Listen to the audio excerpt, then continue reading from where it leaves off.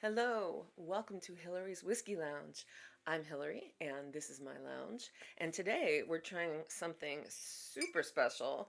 This is Springbank's 114 proof, which ends up being 57% ABV. This is a little mysterious. I had no idea that Springbank was coming out with this, but I just saw it in my favorite liquor store. Shout out to Mission Liquors in Pasadena.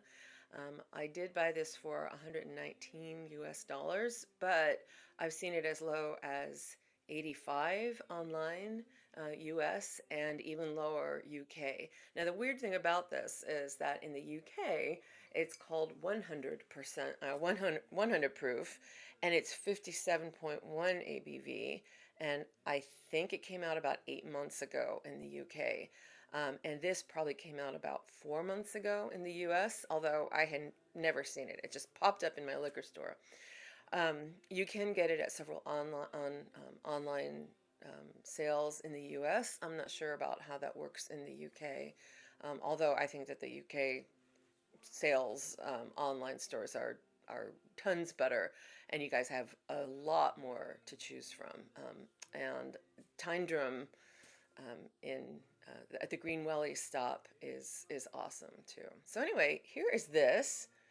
Um, I will show you the picture of the UK 100 proof label. I don't know if this is a special release or this is going to become part of the core range. I did have a nice time reading some reviews on this on Reddit, so check that out. It's really split. Some people love it, some people can't stand it. So, and they're very disappointed in Springbank for doing this. But here's the back label. Now, even though this is a US release, it is 700 milliliters. So, yay, very authentic of Springbank to do this. This is non-chill filtered, no color added. You can see this beautiful honey color in there. Okay, let's open this puppy up. I'm so excited about this. So, all right, come on, open up, open up, open up. Here we go. Okay, I've been waiting to try this with you guys and do this review.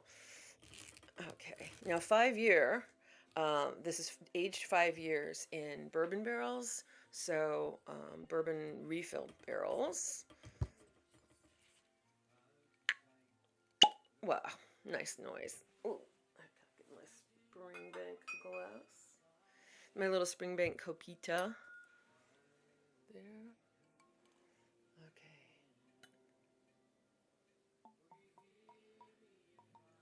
There's that sound. Okay. So as we can see from the color, really super light, but of course you're going to get that after just 5 years, especially in bourbon. So nothing sherried about this. Now there's going to be a slight peaty flavor, I'm sure, because Springbank does do a few hours um, peat smoke in their heating mechanism. I did see it actually have a chunk of peat. Ah, here's a chunk of peat from Springbank itself. They let everybody take one of these. Although I heard you're not supposed to take peat out of Scotland. Similarly to you don't want to bring something, any rocks or coral or anything like that from Hawaii. You don't want to bring that to the mainland. So I don't know if it's a superstition or an actual law, but they let us have these. So yay, Springbank. Okay, so now the peat itself, this is the compressed, you know, humus ground decaying matter that's been decaying for thousands of years. I don't know for how long, really. This is dry, but once it's lit, that's where we get the wonderful smoke from. But when it's dry like this and not lit, you can't really smell anything. Okay, um, so this has been sitting in my glass for a couple minutes while I've been droning on about peat. Speaking of peat, we will be reviewing some smokied and lightly and maybe even heavily peated whiskeys in the new year. So hang on for that. All right, so I can see massive legs on this as I swirl it around in my glass. don't know how. Yeah, you probably won't be able to see that. Well, ooh, yeah, maybe. I think maybe you can see those massive legs there on the glass. I hope. Okay. Wow. So 57% ABV. Oh, smells wonderful. So right away I smell the bourbon forward distillate in here. The Campbellton funk is there. It's that grassy, lemony, smells like trees, smells like we're in the dirt. I know it sounds appealing if if you've never had a Campbellton whiskey, such as the Springbank 10 right here, or Glen Scotia, Kilkerran. If you've been able to get your hands on some Campbellton Loch from Springbank. Well, it's a blend, but it's mainly Springbank. And you don't know what that Campbellton Funk is, please watch my Springbank 10 review. That's, I guess, a couple months ago I did. And also I did a review on Glen Scotia's Victoriana, which also is tinged with a little bit of the Campbellton Funk as well. But it's this, oh gosh, it smells like you're outside on a day like right after the rain, and you can smell the trees and the grass and the hay. I just imagine I'm right in the middle of a Scottish hillside with sheep running by. Yeah, so that's exactly what this takes me back to. Um, Slightly spicy, maybe some like I said, a little lemony. The spices, maybe some ginger. Okay, let's taste this. It's gonna. I'm afraid what this is gonna do to my palate. I haven't added any water to this, so we'll see. Okay.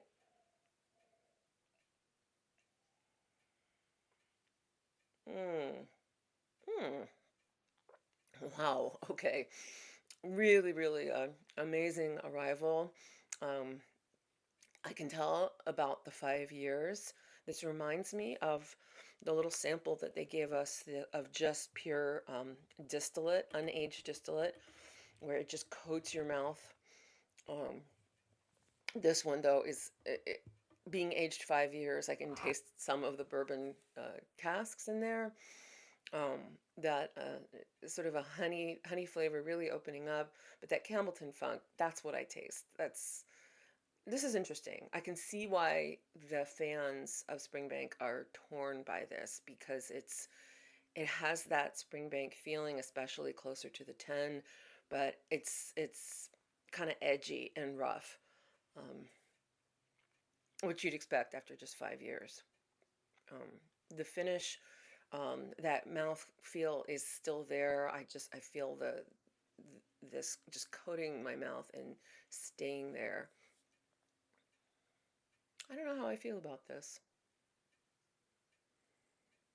I bought 2 bottles, so I'm going to have a lot of time to form an opinion. And plus, when you open up a bottle brand new, the flavor is going to be slightly different as you go down the neck, over the shoulder, and then down into the bottle. So if you're just still in the neck, it's going to be a little different than when you're past that shoulder, as far as your bottle goes. So maybe I need to come back in however long it takes me to get over the shoulder.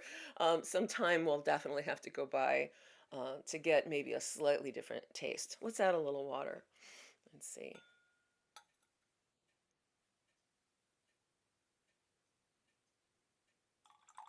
Okay. All right. Swirling around. Okay. Swirling around. Okay. Really, I'm getting kind of an acetone. Delicious acetone. Don't drink acetone. Um, or nail polishy smell. I don't know what the chemical is in nail polish, but it smells like nail polish to me. Some people can actually find that appealing. I do kind of. I love those chemical smells sometimes. Mm. The Campbellton Funk, part of it is I'm getting more of a grassy hay smell. This reminds me of a pasture, a pasture that's populated by sheep or cows. Hello.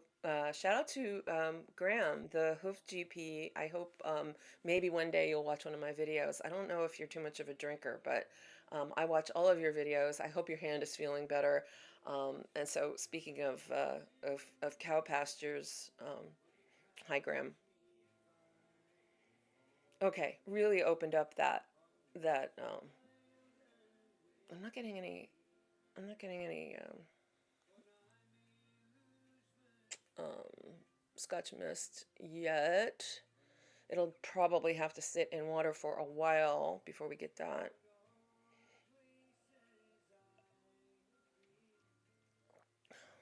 Okay, definitely the edge is gone. So that rough edge, it's now nice and smooth. I can still taste the ABV, but not like it without water. So adding water definitely helps. Now I'm getting a taste and a feel that is so much more like the 10, this basic 10 year right here. Mm, okay, much better. It's sweeter. I'm getting more of a honey, maybe a biscuit, like a Walker's shortbread from this. Oaty. Now the smokiness is there very slightly. It's sort of like a memory of smoke. I'm almost getting some mintiness in the palate, maybe in the finish, a little mintiness, which also I've heard of people getting that from the regular 10. I've never had that minty um, aftertaste or finish before. Um, it's almost kind of like a nice mouthwash. I would much rather use this as a mouthwash than Listerine or anything like that. Hmm. Hmm. So I definitely can see why people are torn. Um, some people are arguing about the price of this too. So is a 5 year worth spending over $100 for, or $80, or go online and you can see a lot of places are having some holiday specials. Um, so I don't know. And I don't think that Springbank hikes up the price artificially. I was there at the distillery, and they actually addressed that, and they sold bottles there, and they addressed the fact that a lot of shops and what are called flippers. These are people flippers. These are people who buy whiskey and then immediately turn it around, kind of like flipping a house, and sell it at twice or three times the price. So they were definitely cognizant of that happening. They don't like it. They intentionally know people, intentionally make sure they keep track of people who are buying from their shop, to keep that flipping down. They kind of make those people work for it and have to go shop around the rest of the UK for their bottles. Okay, so my final verdict on this is it is rough. It's very strong. The Campbellton flavors are there. The Springbank funk is there, but definitely add water. So a couple milliliters, maybe 5 milliliters of water, and you will get your beloved Springbank. So it's worth a try, especially if you want something a little on the edge, a little rougher than just the regular 10 year. So I think you try it. If you can get your hands on a bottle of this, in California, you can find it on a lot of online. There's Corked. They will ship to you. There's, of course, Mission will ship in California and several other states. Um, and in the UK, I'm sure you could find this. And again, it's called 100 proof in the UK. So, but 114 proof here in the U.S. So, if you can get your hands on it, try it. If you already know and love Springbank, it's definitely worth a try. And as I said before, I don't know if it's going to be part of their core range, and they're going to keep this, or it's just some kind of crazy special release fluke. Anyway, if you stuck around to the end of my video, thank you so much for watching. And please hit that like button if you've liked this, and subscribe, please. And also share this video with your friends, especially those who are starting off their whiskey journey or who are already enthusiasts in their own right. Thank you guys so much for watching. And I'm going to be coming out with a few more videos this week. Thank you so much, and Slungiva.